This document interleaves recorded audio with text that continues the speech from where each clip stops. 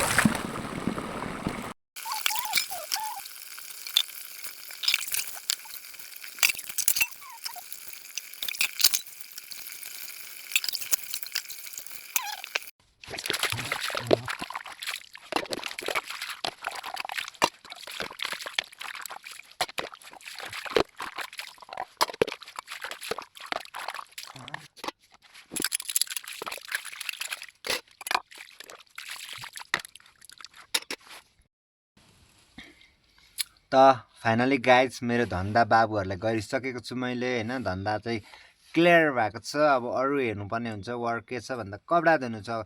कपडा धुनुमा चाहिँ अब एकदम गाह्रै छ। म कपडा धुनेछु है गाइस।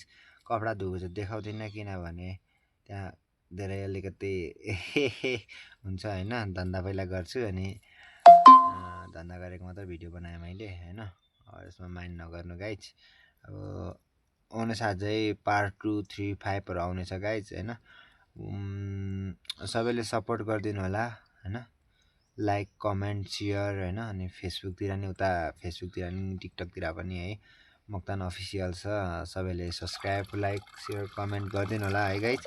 ओके त गाइज, रातो भाले खानुको लागि आउनु होला, सम्पर्क गर्नु होला। कन्ट्याक्ट नम्बर म छोड्नेछु। रातो भाले खानुको लागि आउनु होला है। रातो भाले मेरो घरमा टन्नै छ।